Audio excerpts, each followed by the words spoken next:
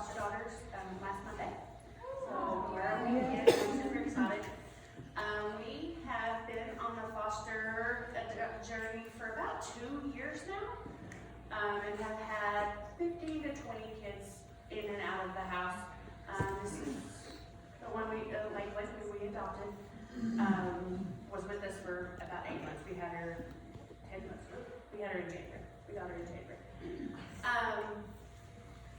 Jason and I always kind of knew we wanted to adopt somebody someday, and knew that that was going to be part of our story, but we did want to have our own. So we had our first bio, Jordan, and a lot of complications from that. So that kind of just sealed the deal, like, okay, if we're going to have any more kids, we're going to have to adopt them. So, but there wasn't really anywhere for us to do that.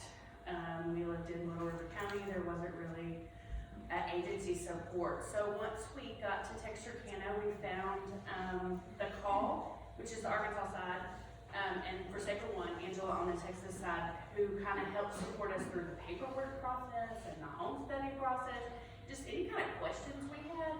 And that's probably pivotal to why we're still in the foster system. They also do a lot of stuff. When we get kids, I can always reach out to Angela or Alyssa or email Forsaken One, like, this is who I have, this is how old he is, please can I come get clothes? Because these kids come to us with maybe a bag this big of clothes.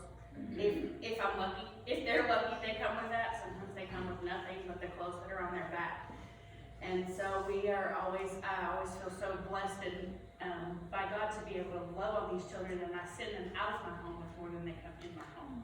So, and I can do that because Angela has set up the Forsaken One and has the Blessing Boutique and has just all the resources there for me. I can go to her to find the things that I need when I need them.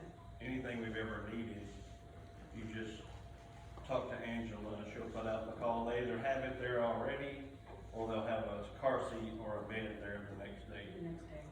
And always is there for our backup and our support. We're, even if, this last week, a couple months ago, Angela got some sponsors to go, and I got to go on a WITH retreat, which is kind of a restorative retreat for foster moms.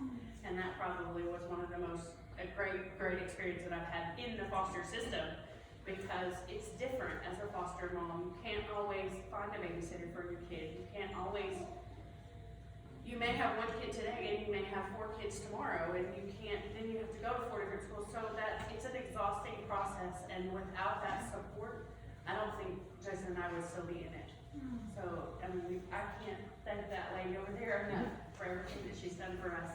And thank y'all for supporting her, because it really makes a big impact every day. The parents' night out is very valuable. Even with COVID, it's become a parents' night in, but that has really been important, and just not having to figure out what to cook that night is really special. And the training that we get from Forsaken One, as far as trauma training, we need it for continuing education hours for sure, but also we learn a lot that I had no idea about trauma, even with infants who are taken from their parents. So it's a very